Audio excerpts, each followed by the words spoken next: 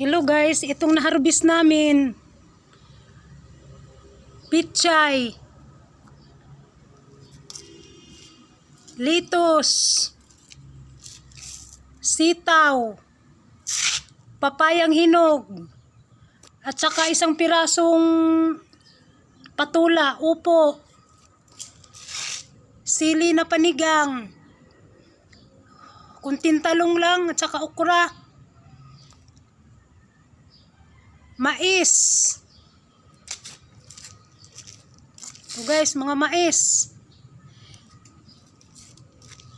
I-deliver po namin ito sa tindahan. Araw ng Miyerkules. Ito po ang na-harvest namin. Sariwang-sariwa pang mga gulay.